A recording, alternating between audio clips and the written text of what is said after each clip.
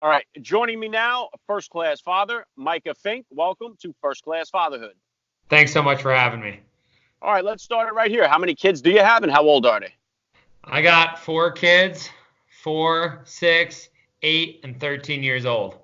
Wow, all right, awesome. What type of sports or activities are the older ones into? So my oldest daughter does lacrosse and swimming. Nora pretty much just rips the heads off dolls and destroys the bathroom with toothpaste. My son Micah does motocross, so he's got a couple dirt bikes, and I started last year doing that. And my daughter Eva is a cowgirl, so she does barrel racing, which for those of you on the East Coast is racing around 3 barrels as fast as you can, and then wasting all your followers' money on horses. Very cool. Do you ever get involved in coaching with the lacrosse or the swim team or anything like that, or do you like to step away from that and enjoy it from the side? I kind of enjoy it from the side, I guess. For me, it's like one thing that's really helped me develop in my fatherhoodness, if I'm going to coin that word, is my time that I've spent working with horses and breaking horses and realizing like for me, it's a lot better to put them in a situation and then allow it to be their own free choice and use pressure and use other aspects of leadership to help them become the best version of themselves without too much influence. And so that's being as firm as necessary and supporting them there where they need it, but making sure that whatever they're doing is something that they're internally motivated by, and it's not some kind of wish of my own that I'm trying to fulfill them. I've done the Ironman, I'm a Navy SEAL, accomplished swimmer. I love swimming. But at the same time, I'm going to be there when necessary, but I'm not going to be overbearing. When it comes to horses, they're definitely a little bit different. It's a different kind of sport, and they can be dangerous. And so I'm there in a lot more aspects, but I'm there when I need to be. But the individual, meaning my children, has to show the desire to do it without me forcing them to, because so many of my friends, like, and I didn't really play any sports. I was a boxer, and so matter of fact, my most famous claim to fame is I was a sparring partner for the former heavyweight champion of the world, Ray Mercer. And he hit me so hard that I decided I didn't want to go any further. But I don't want to be that individual that forces so much, because they get, in this day and age, so many of my friends, I see them just driving their kids, and they lose the passion, and it becomes a job, and we're placing them into their first full-time job, before they're even out of diapers. So for me, I support them where they want to go, but they got to do the work. My kids got to wake up in the morning. They got to feed the horses when it's 30 below zero. He's got to work on the dirt bike. He's got to clean it. He's got to wash it. He's got to take care of his gear. He's got to do everything himself. And I'm not going to be overbearing, but I'm always there to support. That's kind of my approach. Yeah, very, very well said, Mike. And you touched on it a little bit there, but if you could, just take a minute here just to hit my listeners with a little bit more about your background and what you do. Yeah, so originally from upstate New York, from outside the Albany area. I grew up in the Catskill Mountains, real small town kid, just outside of Catskill, New York, and I was telephone pole lineman, and I was at the World Trade Centers on 9/11. I was actually on a telephone pole working in Queens, New York at the time. And I was there. I went into New York City. I was there when all the towers fell. Not the World Trade Centers, but when Tower 7 fell. And it changed my life. I ended up joining the military. Didn't come from a big military family. I didn't run around playing soldier, like, harpooning burlap sacks with pillows in them or anything and marching around. But that moment changed my life. I wanted to have a life of service. So I joined up, ended up becoming a Navy SEAL, which I had no idea what they even were, which is kind of funny because I was trying to join the Army and I got pulled out of line out of all the people because nobody wanted to join the Navy because, come on. And so this guy showed me a video. I joined up, became a SEAL, graduated 13 original guys out of my class. And, that led me into my special operations career where, I was in the SEAL teams, both active and reserves, did some deployments, got out, ended up going over as a CIA contractor where I spent another 5 years, rounded out both those careers with 13 deployments. Matter of fact, I just exited the reserves on December 27th. So, Yeah, it's been a really, really long journey. It's been tough having a family. I've been with my wife for 13 years now, and it's been hard. There's no doubt about it. Fatherhood's hard, military's hard. Put those things together, and you better buckle in. Yeah, incredible career, Mike, and thank you so much for your service. And about how old were you then when you did become a dad, and how did becoming a father kind of change your perspective on life? Well, I think it's kind of interesting. A lot of guys have this like watershed moment where they have kids, and my memory of having Isabella, who's just absolutely my heart and soul. I love this kid. Was like I left training. I was going through the 18 Delta Special Operations Medical School. I get a call that she's going into labor, and so I had to leave class. So I went over. I left class. I'm in full fatigues. Like I'm over there in the military hospital. Everyone's in there. Like can the students watch? I'm like, yeah, sure, whatever. So we're in there. She gets born, and then I had to go back to class. So I kind of went back to class. You're not allowed to miss any days.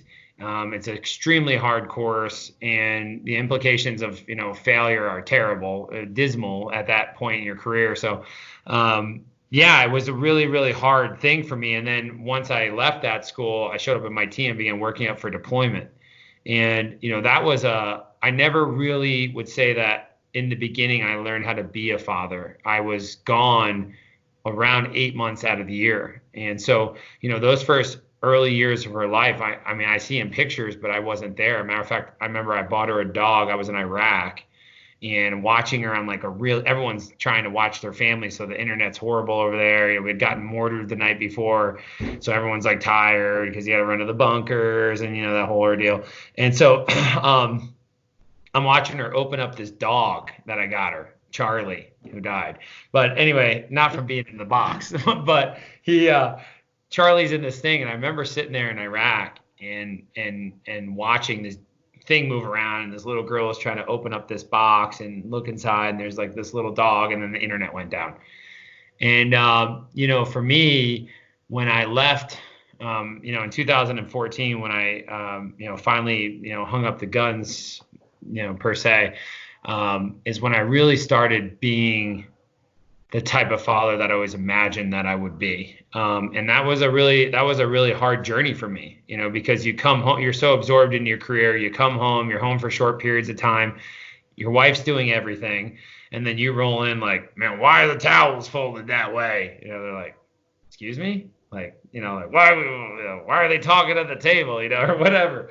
And so that's kind of been my genesis. And today the relationship I have with my children is, I just couldn't imagine it being any better. And I've never been happier. And I always tell people that the greatest thing that I've ever done in my life is have children. People wait so long. A matter of fact, I know a lot of people that I meet, they're in their late 40s. They want to have kids because now they have the car, now they have this, now they have all the things, and now they're stable and they can't have them. And children add more value to you than any dollar amount you could ever have in your checking account. And they really they're like wild Mustangs. You get them, they haven't really been handled, they don't really know anything. So anything you teach them is either going to leave a good imprint or a bad imprint.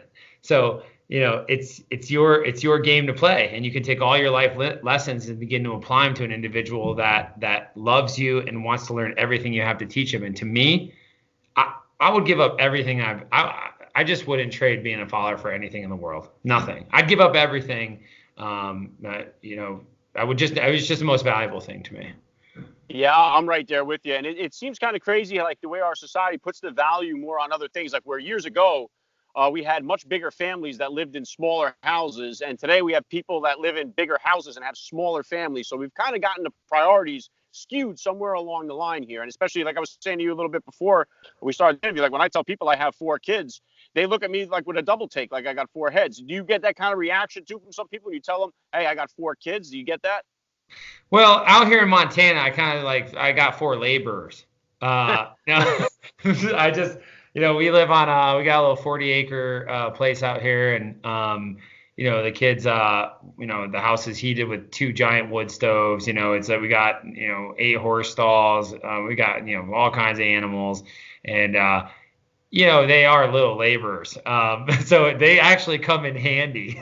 They really do. And I think that's why people used to have so many kids, because back when, you're planting cabbage during the Western expansion, if you didn't have any laborers, you had to start growing them organically with Ma. But I think that what happens is that people become, they almost like sometimes, like, especially when I travel back east, people seem to kind of look down on that a little bit, because they're so involved in their career.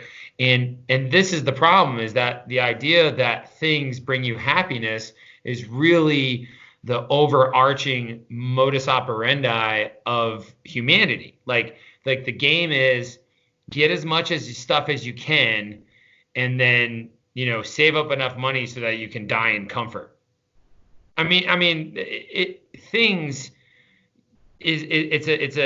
it's a trap. Like, people keep pursuing things and keep pursuing jobs and keep pursuing careers, or they have kids and then they have the nanny raise the kids and they have nothing to do with the kid, and then the kid's like, totally going bonkers and they don't understand why, and they wish they never had them when they've never given their time to that child, because they're pursuing things which they think in the end is going to bring them happiness, but it's an empty lifestyle. The house we just recently bought,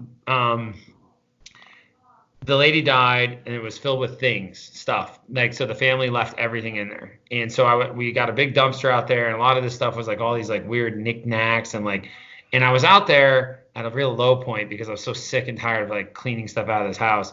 And I look at one of the things that has a price tag on it. It's like $35. I was like, I threw it in the dumpster, $8, 16. They all had these little plastic tags. I was like throwing it out. And I started thinking, I wonder if this lady made $30 an hour. So I just threw 1 hour of her life out. So she spent 1 hour of her life to get that one item. Here's a complete and total stranger throwing it in a dumpster. And the value that we leave behind in life is the value that we place from the knowledge that we've gained into the relationships that we have. And that's leaving a legacy.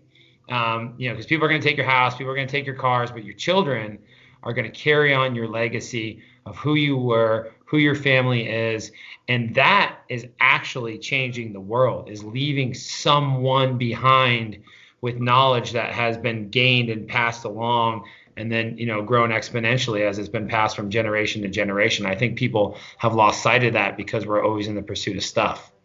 Yeah, very well said. And similar to what you were saying there, my parents passed away before I had my kids, before I, got married in my early 20s there. And when I was going through some of their stuff, like, they used to always have the worry about the bills, the credit cards. I used to stress so much in my life. And I remember when they died and we were going through this stuff, it's like all of it was there and none of it mattered. Like, it was like, wow, this is the stuff they worried so much about, and here it is, and it's like nobody cares about it anymore. Like, it really it's so all that focus and time and energy put into that, really, it seemed like it was so worthless to me at that moment when I was going through that. Yeah, I always use the example that you could take Warren Buffett, and Warren Buffett's laying on his deathbed, and he has, more resources than he could ever spend for the rest of his life. And, just to put in perspective, $1 billion is 1,000 millions, right? So if he's worth, 25 billion, he's worth 25,000 millions.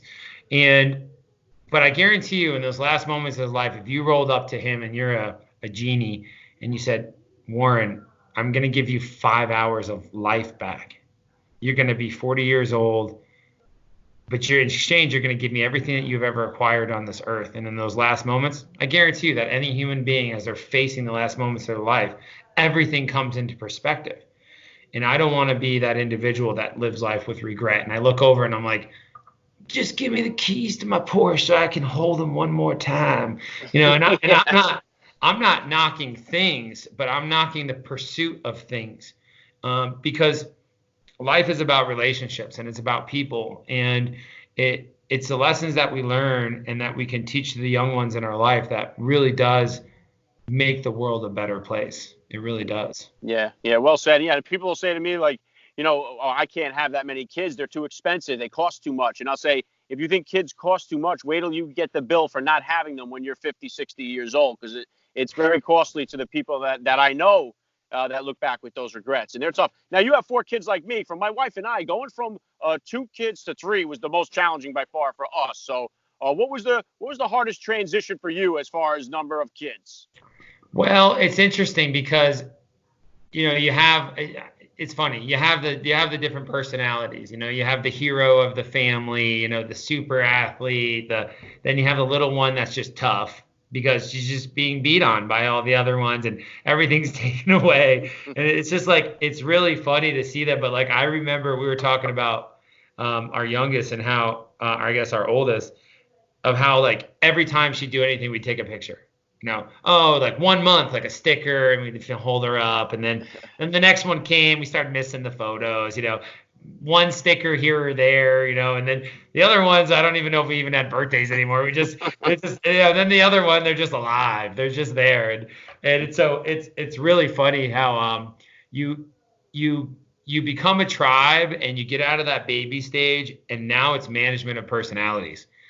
Before it was like, you're caring for them so much, and you're just, you're wiping butts, you're doing diapers, they're puking, they're doing this, they're pooping in the crib, they're pushing the poop into the doll's eyeballs, they're rubbing it on the spindles.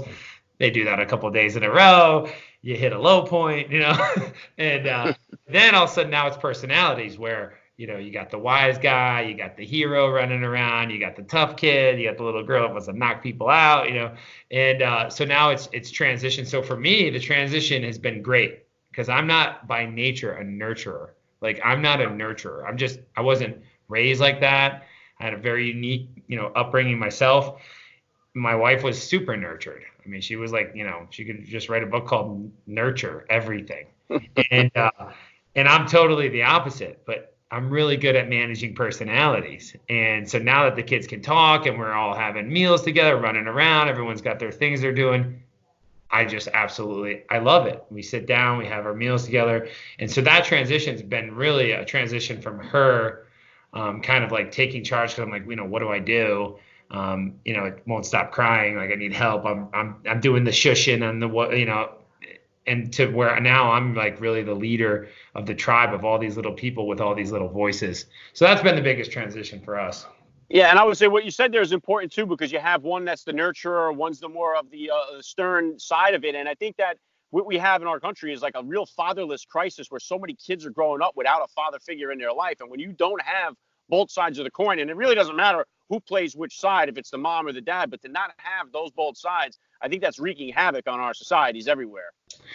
Yeah, and one thing I see too is I see a lot of, running this organization, I'm around a lot of wealthy people, and a lot of times you hear their stories that they came from poverty. They came from really, meager beginnings.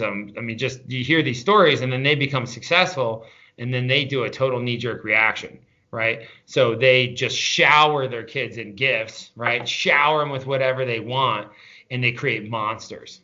And they think that they're helping them, but they're actually harming those kids. And so, for me, I was never, I didn't grow up where, your family always worshipped everything you ever did. As a matter of fact, that you never were really told good job or anything like that. So I had to be really careful that, my kid doesn't pick a stick off the ground. I'm like, oh man, you're the best. Like, woo, like best kid ever. Like, where I had to find out okay, hey, I like that about myself because I'm my own champion. Like, I never needed anyone to clap for me and anyone to cheer for me. I learned to cheer for myself and be very independent.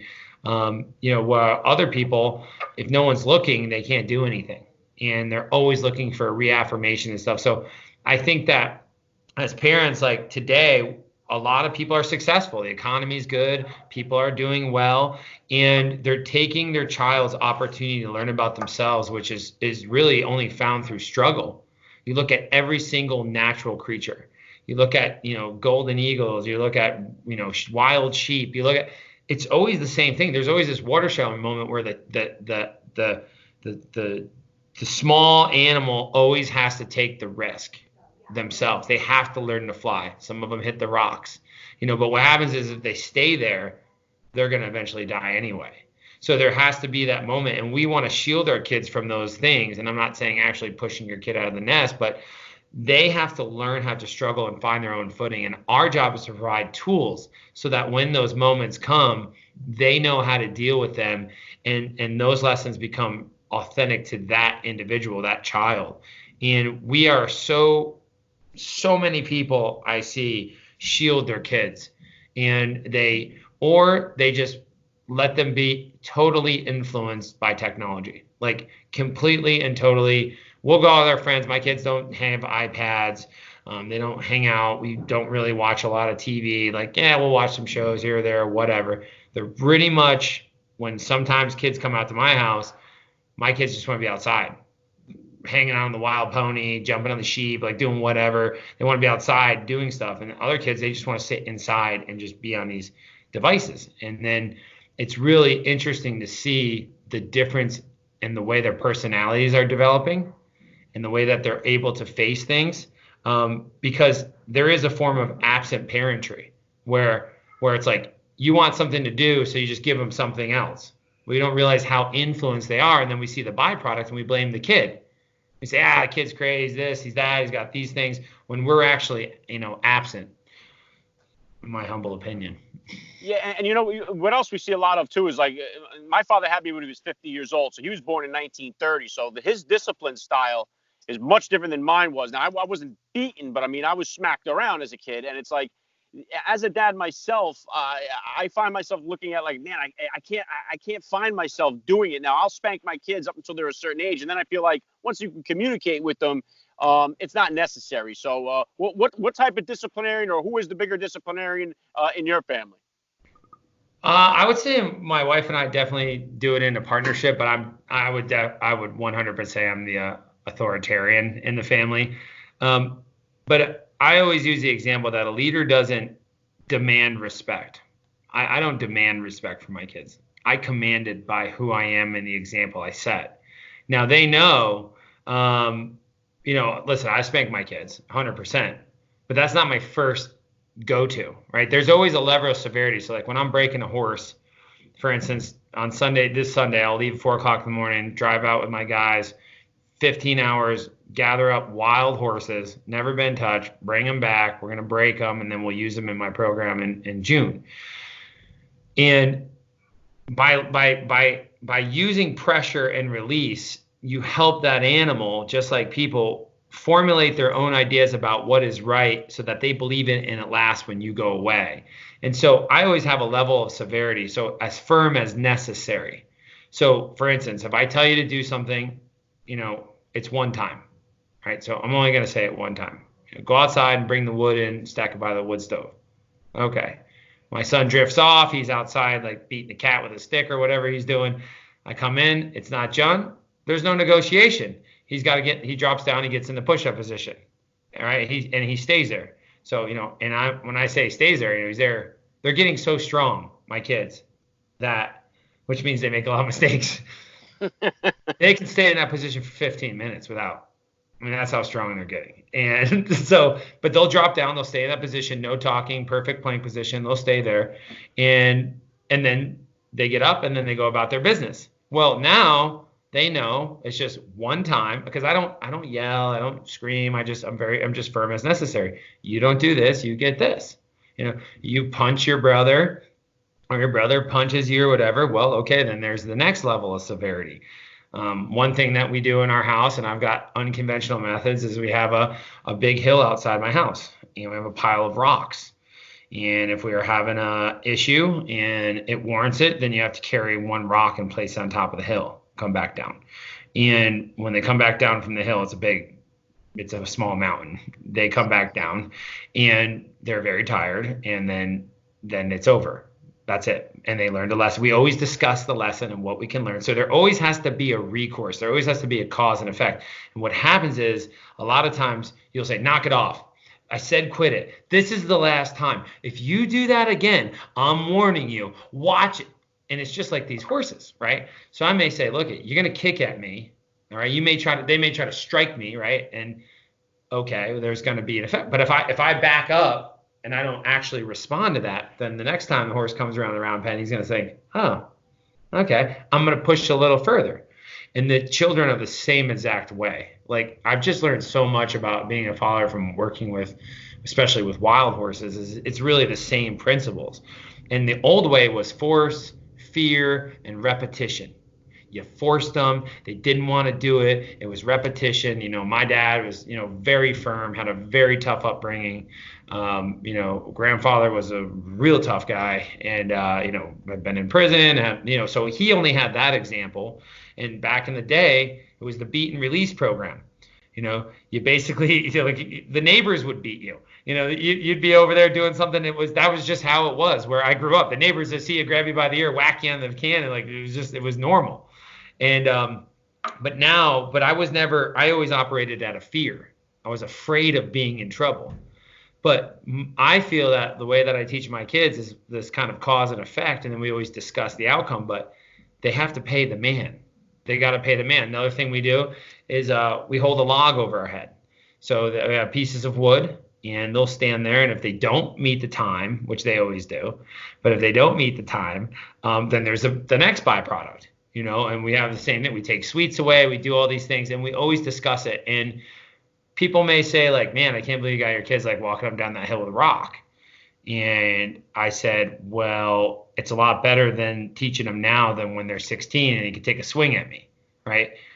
Because he never learned that respect, because every time he took a swat at me, I backed off and I didn't follow up on the things I said. And because you have to train them.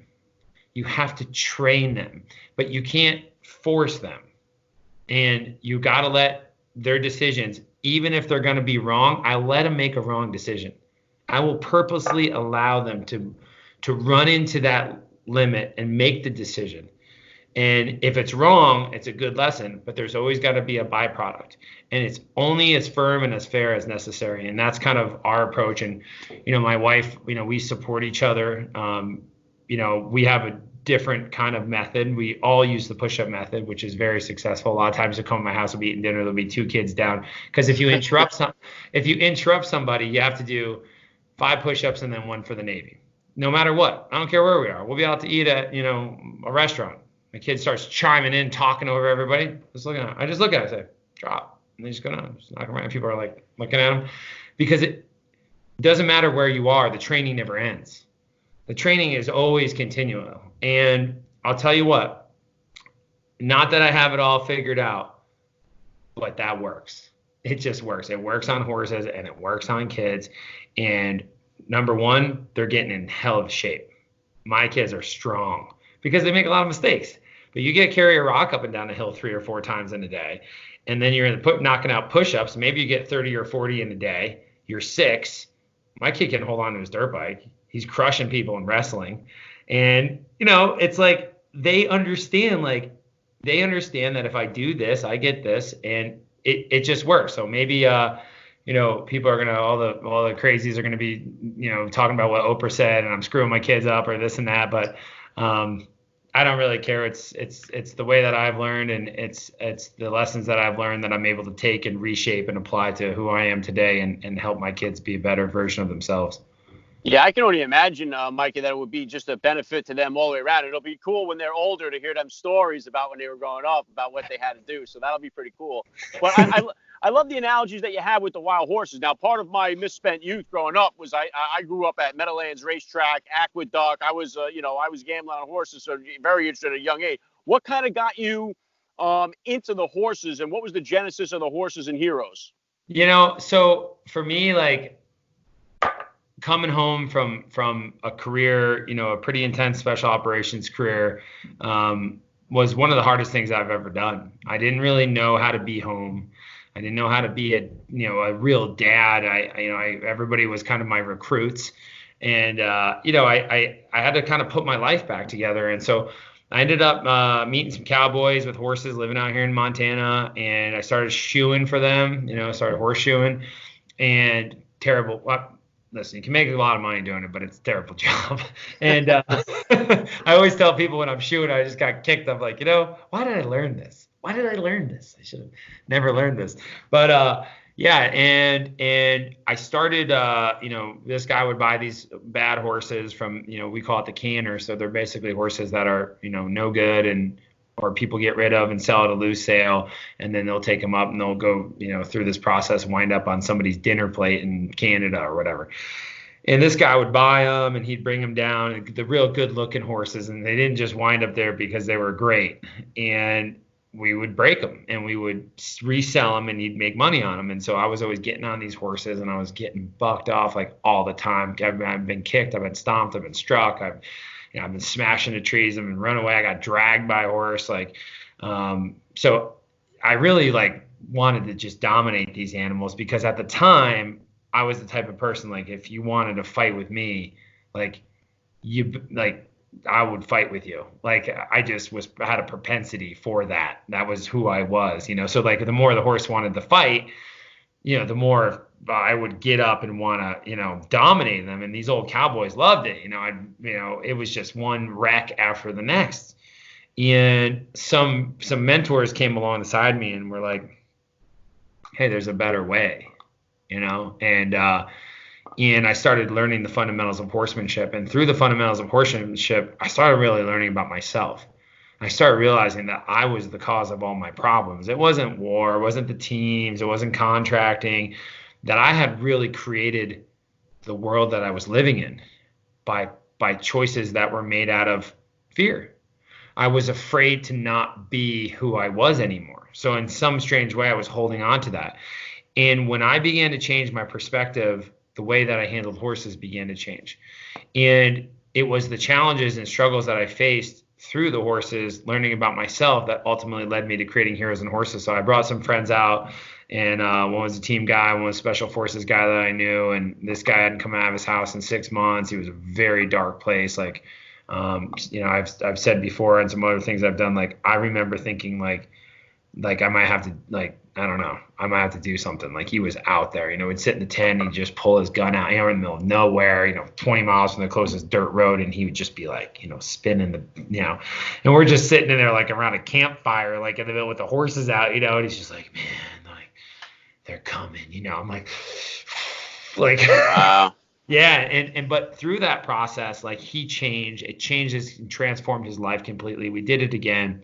I launched the program today. What it is a 40-day long reintegration program for combat vets. It's 40 days straight. There's no days off. It's whole food eating. There's no dairy. There's no cheese. There's no honey. There's no milk. There's no bread. It's water and black coffee and meat and vegetables. The average guy loses 18 pounds. They ride around 500 miles in the program. Every day starts at 4 o'clock in the morning with physical fitness. They'll read 2 books. They'll go through our leadership course. They'll spend 24 days in the backcountry. They'll learn to shoe horses, and it is the most intense. Some of the guys that have come through this program, even special ops guys, say that's some of the hardest things they've ever done their entire life. And a lot of guys say it's the hardest thing they've ever done, because the hardest thing you'll ever do is learn about yourself. And it's actually the challenges in life that teach us about who we are. And I lived that process, and I really didn't know at the time what I was looking at, because at the end of the day, I was afraid. I don't run around playing Joe military. I'm not wearing, camouflage pants and telling everybody think the government's Iran's cracking off, brother. They're going to need me back. I'm okay, dude, you can't even walk upstairs without getting out of breath. Nobody wants you back. But we create this pseudo world connecting the dots backwards in our life because we have this historical data to support what we've done. So we try to bring that forward with us and try to create this new life, when the best way to create a future is to create the future. And you're creating a future out of the past. And that's what guys become disenfranchised. And so, it was through this process of working with horses that I learned about who I was. And I realized, I didn't set out and to start some nonprofit. I'm not that wasn't my goal in life. I did it because I was really saving myself. And I realized how powerful a medium the horses are. They teach you about yourself. So wild horses, most people may not know, there's about 60,000 in captivity and maybe 125,000 roaming free. And wild horses, which is kind of debatable, but they're actually brought here by the Spanish. And then they bred with British horses and they formed, a breed, and they're not really indigenous to here. There is on the fossil record horses that were 2 feet tall, and they had 8 hooves, and that's what they found here. So people are like, well, there was horses here, but what's happened is all these horses, which are really feral horses, are destroying the rangeland. So 2% of the nation, which 75% of that's in the West, produces food for the other 98%. And horses are destroying the land. They eat the grass down. It's created massive dust bowls in Nevada and Utah and Montana. So these horses have never been handled by people. They're like bobcats. They kill each other out there. They're not the graceful creatures that we see in the Black Beauty or Spirit or whatever. Like, these horses will eat your lunch. Okay. They got black belts in horse jujitsu. Okay. So it's a perfect match to take a wild veteran and take a wild horse and match those two together. Because they're both missing the key thing that every human being needs in life, and that's purpose. And it's ultimately purpose that allows us to overcome our external circumstances. But to find that, you got to overcome fear, labels, violence, all these things that we've adapted. And so that's how I, started using wild horses, because the horse is an honest creature. A horse is not a smart creature. A horse is a dumb creature. Okay. Horse is the only animal that will run himself into a V of a tree and hang himself when all he has to do is kind of lift his head up and get out. A horse is the kind of animal where you take him out and the gate's open and he runs up and down yelling for his buddy, and the gate's open next to him on the left. A horse is the only one that will fight and jump over the fence and hurt himself to get over the fence to see his buddy, and then fight with his buddy and break his leg and end up dying. All right. So, but instinctually, a horse is highly intelligent, highly evolved. So they sense everything you're thinking and feeling. And that's why they work with people, is because a horse is designed to stay away from you and me, because our eyes are in the front of our heads. All predators' eyes are on the fronts of their heads, and horses' eyes are on the sides of their heads. So they see monocular and binocular vision.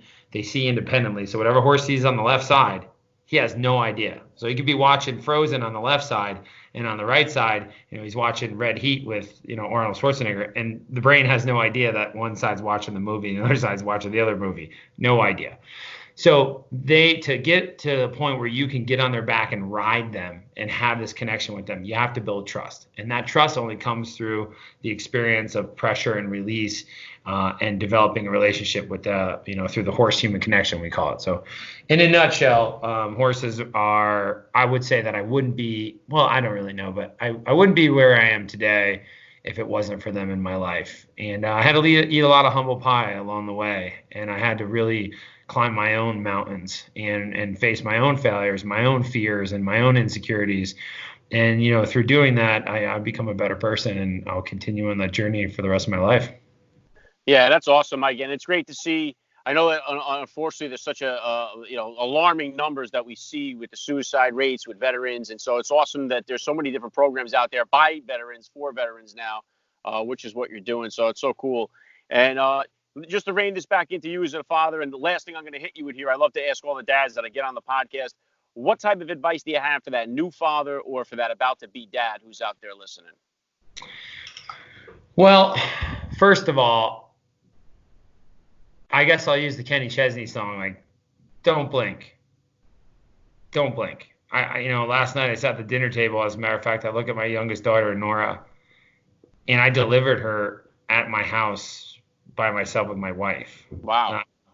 I delivered her at home, and, we had gone through it, and I was a special ops medic. So, whatever, I figured I could get in there. And we wanted to do something together. We wanted to have this experience. I always tell people, like, how was it? I'm like, I delivered the baby, cord was around the neck, popped it off, and then, we made raviolis, and that's what we did. And it was amazing. And the baby never even got a bath for the first couple of days. And it was one of the greatest experiences of my life. And I remember crying, like holding her and being the one to see her and hold her when she was born, and being able to deliver her, and doing it in my own house, in my bedroom, and the kids were downstairs watching a movie with my oldest, and here we are having this baby, and then you think those baby years are never going to end.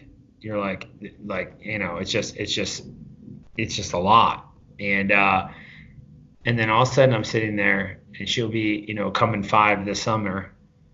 And I looked at her and I just missed those days and I thought they would like never end. So don't be afraid to make a mistake. Children are super forgiving. There is no perfect.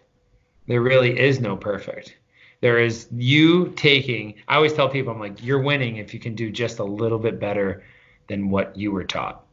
You're on the winning track. So, and don't be afraid to fail. Don't be afraid to make mistakes. Don't beat yourself up. We're all scared we're going to screw our kids up. We're reading Oprah stuff. We're on there. We're going to do like the kids, like whatever. Like, and you will. You will. And then your kids will sit around and they'll have a beer and be like, yeah, my dad used to do this to me all the time, but now I'm going to do this. And then the next generation, that kid will be like, well, my dad used to do this. And just enjoy every single moment. Put your family first. Because it does go by so quick. I mean, I just turned 40 this year, and I think, wow, my life is half over. And the first quarter of my life, I was pooping in my own pants and peeing in my pants, and I don't even remember it. So, I mean, like, take advantage of the time that you have with these little ones, and don't beat yourself up. It's the greatest journey, and in the end, you'll thank yourself for doing it. Yeah, very well said. I love the message. This has been an honor for me. I got to say, Micah Fink, you are a first-class father all the way, and thank you so much for giving me a few minutes of your time on First Class Fatherhood. Hey, man, thanks for what you do. I appreciate you having me, brother. Take care.